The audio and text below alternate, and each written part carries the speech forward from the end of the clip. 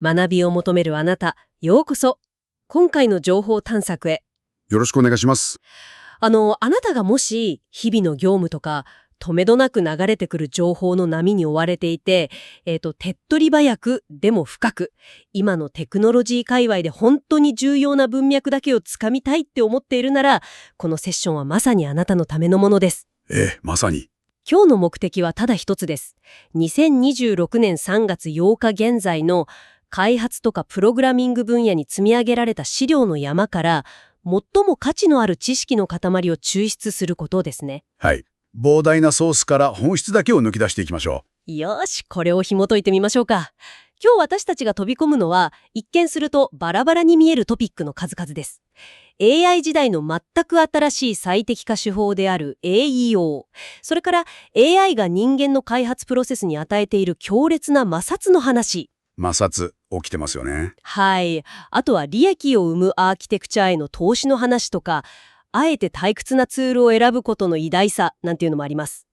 これらすべてが実は複雑化するテクノロジーと私たち人間の適応っていう一本の太い線でつながってるんですよね。そうなんですよね。膨大なソースを横断して分析していくと、表面的な技術の流行り去りじゃなくて、もっと根源的なパラダイムシフトが起きていることがわかります。パラダイムシフトですか？テクノロジーがかつてない速度で自律化して、機械が自ら判断して動くようになってきている。その中で、私たち人間が知識やシステムをどう構造化してどこにエネルギーを注ぐべきかが問われているんです。なるほど。なので今日は AI と人間の境界線が再定義されるこの時代において、何が単なるノイズで何が本質的な価値なのか、その文脈を一緒に読み解いていきましょう。はい、いきなり確信をつくようなテーマですが、最初のトピックからしてまさにそのパラダイムシフトを象徴するような話ですよね。デブコミュニティの記事なんですが。AEO の話ですね。そうです。現在私たちは AEO、つまりエージェントエンジンオプティマイゼーションという概念のまさにフェーズ1にいると指摘されています。フェーズ1っていうのは誰もがその重要性に気づかず無視している段階だそうです。はい。記事ではこれが2003年当時の SEO 黎明期、まだみんながキーワードを隠しテキストで詰め込んでいたような時代とも全く同じ状況だって語られてるんです。AEO っていう新しい言葉が出てきましたが、これって具体的に何をすればいいんでしょうか？ SEO の AI 版みたいなものですかね？この AEO という概念は、サイモン・テイラー氏が提唱したものなんですが、似ているようで目的が全く異なるんですよ。違うんですか？従来の SEO が Google などの検索クローラーに見つけてもらうためのものだったのに対し、AEO は自律的にお金を動かす AI エージェントに見つけてもらい、取引できるようにプロダクトを構造化することを指します。自律的にお金を動かす AI エージェント。そうです。検索クローラーは情報を読んでインデックスして人間に提示するだけですよね。決断を下すのは人間です。でも AI エージェントは情報を読み、評価し、そして人間の介在なしに自ら行動を起こすんです。購入したり予約を入れたり。なるほど。人間を介さずに行動するんですね。つまり AI エージェントが理解して操作できないプロダクトはこれからの AI 主導のウェブ空間においてはもう存在しないのと同じになってしまうってことですね。まさにその通りです。記事ではこの AEO にはクリアすべき3つのレイヤーがあるって書かれてましたよね。はい。ここが今多くの企業が見落としているポイントなんです。第一のレイヤーはディスカバリビリティ、発見可能性ですね。発見可能性。これは AI が500トークン以内で瞬時に理解できる機能仕様のことです。人間向けの感情に訴えかけるような魅力的なマーケティングコピーってありますよね。はいはい。私たちは世界を変えるソリューションを提供しますみたいな。それです。実はそういう言葉は機械にとってはノイズでしかないんです。そうではなくて、これは何をする API で、入力と出力は何なのかっていう明確で端的な説明が求められます。確かに AI にポエムを読ませても意味がないですもんね。で、第2のレイヤーがイバリュアビリティ、評価可能性ですね。そうですね。価格とか利用条件、在庫条件などをマーケティングの文章ではなく、機械が読み取れる JSON データスキーマとして完璧に用意できているかです。なるほど。機械がパースしやすいデータ構造にしておくってことですね。そして最も難易度が高く、かつ重要なのが、第3のレイヤー、トランサクタビリティ、取引可能性です。人間がクレジットカード番号を入力するフォームではなくて、AI が自律的に購入を完了できる API や支払いレールが整っているか。支払いレール。はい。ここでは X402 プロトコルのような新しいインフラストラクチャーが鍵になると予測されています。X402 プロトコル。なんか SF 映画の宇宙船の名前みたいですけど、それは一体何なんですか？聞き慣れないかもしれませんが、要するに AI 同士が自律的に決済を行うための新しいウェブの標準規格になり得るものと考えてください。AI 同士が決済を。人間がブラウザーの画面を見て操作しなくても AI エージェント自身が予算を持って必要なサービスを API 経由で探し出し、X402 のようなプロトコルを使って自動で支払いまで完了させるんです。AEO の最終形態はこの機械対機械の商取引に対応することなんですね。今の段階だとほとんどの企業がレイヤー1の機械にとっての明確さすらクリアできてない状態なんですよね。この機械に対する明確さっていう意味では、私たちが普段 AI に出しているプロンプト、指示出しの話にも直結するなと思いました。カロンプト設計の話ですね。はい。別の記事で本番環境レベルの AI プロンプト10選っていうものがありました。リスナーのあなたもチャット GPT とか GitHub コパイロットにいい感じの REST API 作ってみたいについ丸投げしてしまうことありませんか？私は正直よくやっちゃうんですけど。それは多くの開発者が陥りがちな罠ですね。いい感じの REST API を作ってというような曖昧な指示では、チュートリアルレベルのハローワールドにもげ生えた程度のコードしか返ってきません。やはりそうですよね。記事で紹介されていた優れたプロンプトの例では、アーキテクチャの要件を極めて具体的に定義していました。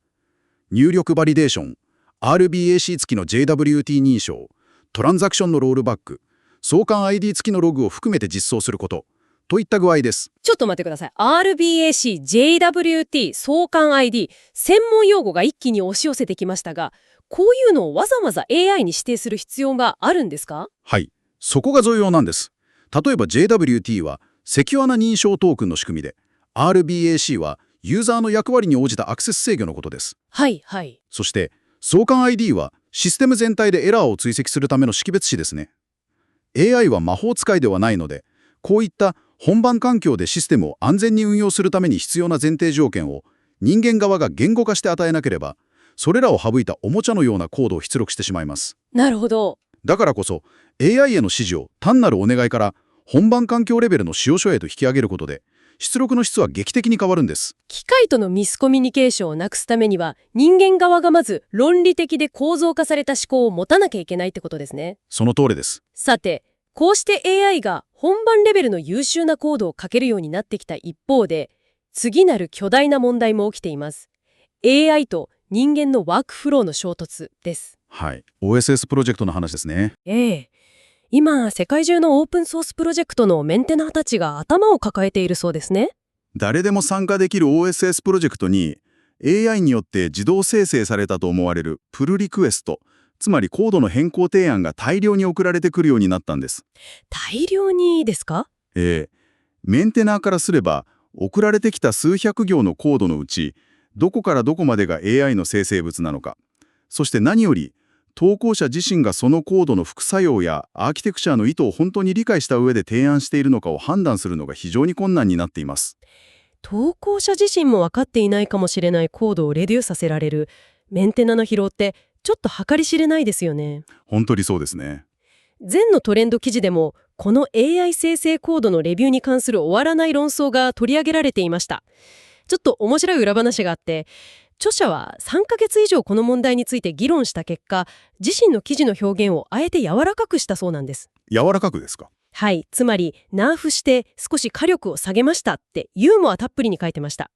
最初はコードレビューをゼロにすべきだっていう過激な主張に見えてしまって炎上気味になったからだそうです。ここで非常に興味深いのは、その著者が最終的にたどり着いた結論です。はい、何でしょうか？彼が言いたかったのは、コードレビューという行為を単に廃止するということではなくて、品質を維持したまま人間によるレビューを減らせるように、開発プロセス全体を上流から改善するということこそが本質だという点なんです。上流から改善する。人間によるレビューの負担を減らすには、コードが書かれる前の段階、つまり仕様設計の仕組み作りが不可欠になります。仕組み作り。そこでつながってくるのがマークダウンドキュメント間の整合性を検証するコンテクストリントっていうツールの話ですね。そうですね。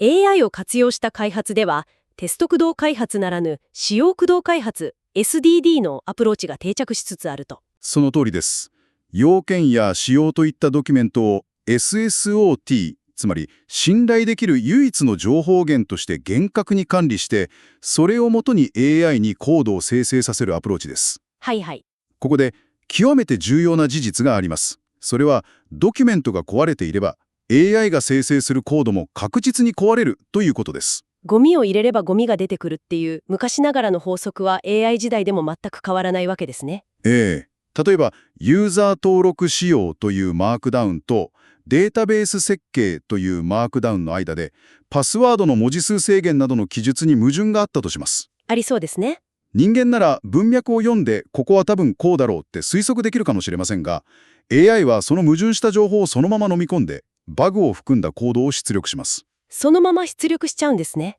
だからこそドキュメント間の整合性を自動で検証して矛盾を検知してくれるコンテクストリントのようなツールの価値が AI 開発において飛躍的に高まっているわけです。結局のところ AI の能力を最大限に引き出すには人間側がどれだけ論理的で矛盾のない基盤を作れるかどうかにかかってるってことですね。そういうことになります。さてここからが本当に面白いところなんですが、基盤作りっていう点において企業の利益に直結する非常に生々しいアーキテクチャの話があります。オアイシスブログから出たウェブ制作エージェンシーの利益を食いつぶす見えない負債についてのレポートです。多くのエージェンシーが手軽に導入できるテンプレートライブラリーに依存しているという問題ですね。はい。初期の構築は非常に早くて見栄えの良いサイトがすぐに立ち上がります。しかし、クライアントの細かな要望に合わせてそのテンプレートをハックしていくうちに、コードベースが複雑化して保守作業が膨張し、バージョン管理がカオスに陥っていくんです。レポートのデータによると、このテンプレート依存による見えない負債のせいで、エージェンシーは毎年 15% から 20% もの利益を保守作業のオーバーヘッドとして失っているそうです。これ経営視点で見ると致命的ですよね。はい。そこで解決策として提示されているのが、コンポーネントシステムへの移行です。コンポーネントシステム。プロジェクトごとに使い捨てるテンプレートではなくて、独自の洗練されたデザインシステムや、再利用可能なツグブドのクペイコンポーネント要素を社内に蓄積していくアプローチですね。でもそれって少し疑問なんですが、独自のコンポーネントシステムを一から作るのって初期費用も時間も相当かかりますよね。クライアントはとにかく早く安く作ってくれって要求してくることが多い中で、エージェンシーはその投資を本当に回収できるんでしょうか？素晴らしい視点です。まさにそこが単なる経費と資本投資の違いなんです。資本投資。具体的なデータを見ると、コンポーネントシステムへの移行には確かに初期コストがかかりますが、平均して4件から6件のプロジェクトでその初期投資を完全に回収できるとされています。たった4から6プロジェクトで回収できるんですか？それは意外と早いですね。そして驚くべきはその後です。基盤が整った後の新規構築では、総利益率が 30% から 40% も増加して、さらにサポートチケット、つまりバグ修正や保守の依頼の数は 60% も削減されるんです。60% 減るのはすごいですね。初期の設計には厳しい規律が必要ですが、長期的には複利で利益をもたらす強固な構造に生まれ変わります。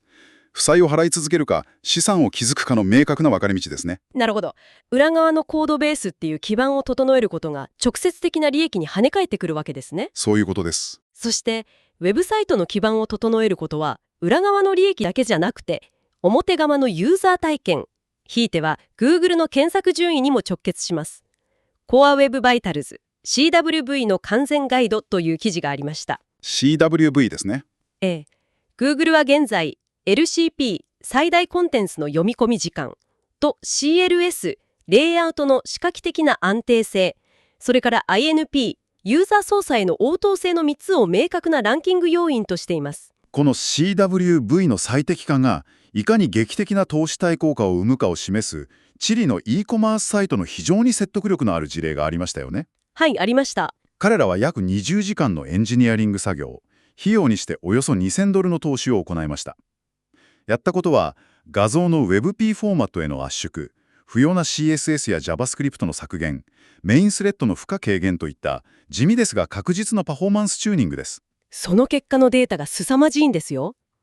一番大きな画像が表示されるまでの時間、LCP は 4.2 秒から 1.8 秒へ改善しました。半分以下ですね。はい。画面がガクッとずれる現象、CLS は 0.35 から 0.04 へとほぼゼロに。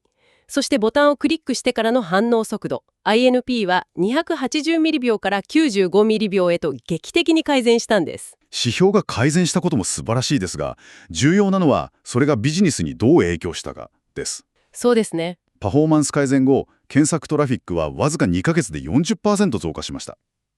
さらに、ページがサクサク動くようになったことで、ユーザーの離脱が減り、コンバージョン率も 40% 増加したんです。つまり売上に直結したと。はい。結果として、毎月$500の追加利益を生み出すようになり、たった4ヶ月で初期投資の$2000を回収しました。ウェブの基盤とパフォーマンスに投資することは、最高のビジネス投資であるという揺るぎない証拠ですね。ここまで AO に向けた機械絵を最適化とか、コンポーネント設計、ウェブバイタルズのチューニングなど、どちらかというと複雑なシステムをどう完璧に組み上げて最適化するっていう話をしてきました。効率化の話が続きましたね。でも、最適化ばかりの毎日に少し疲れている開発者もいるはずです。次の記事を読むとあなたも深く共感するかもしれません。退屈なツールの強力なケースというエピソードです。テクノロジーの進化がもたらすパラドックスですね。ある開発者が自分個人のシンプルなブログを作るために Next.js や Gatsby といった複雑なサーバーサイドレンダリングの構成を採用したんです。モダンな技術ですね。企業が使うような高度な技術スタックです。そうなんですよ。新しい技術を使うのは最初は楽しいんですけど、いざブログ記事を書くっていう本来の目的を果たそうとすると、メタデータをいちいちデータベースに入力したり、管理画面のフォームでタイトルが短すぎますって怒られたり、デプロイのビルド時間を何分も待ったり、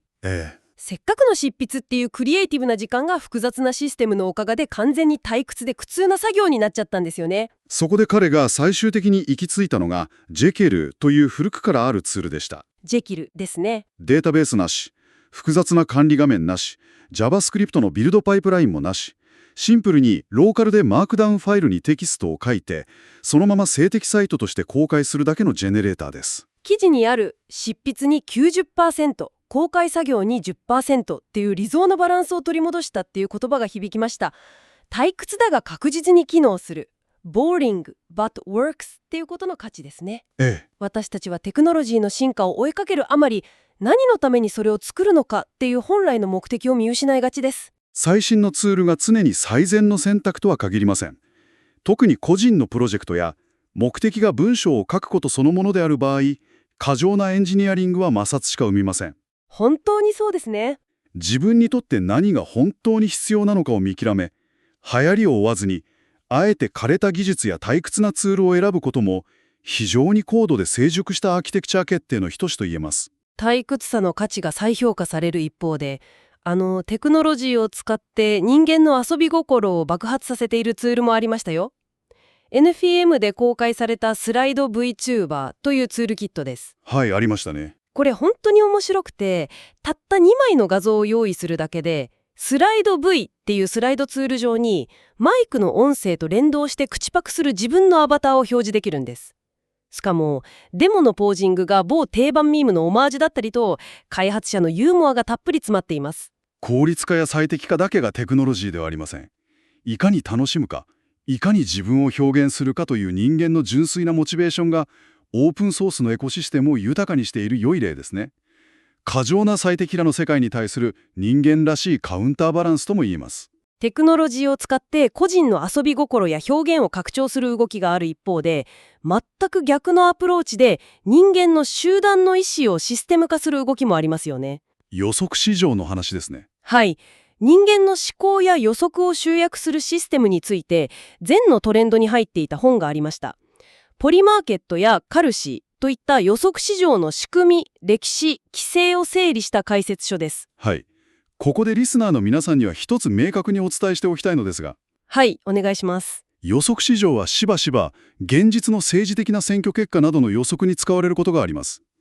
しかし今回のソース資料及び私たちのこの議論は、あくまで集合値を形成するための市場設計のメカニズムを客観的に紹介するものであり、いかなる特定の政治的見解や立場を支持・推奨するものではありません。もちろんです。私たちが技術的な視点から注目すべきは、不確実な未来の出来事に対して、ブロックチェーンや金融のメカニズムを使って、人間の予測、つまりインセンティブをどう構造化し、精度の高い集合値をシステムとして吸い上げていくかというそのアーキテクチャの設計思想です。ありがとうございます。テクノロジーの仕組みそのものは中立であり、人間のインセンティブをどう設計してシステムに組み込むかが問われているということですね。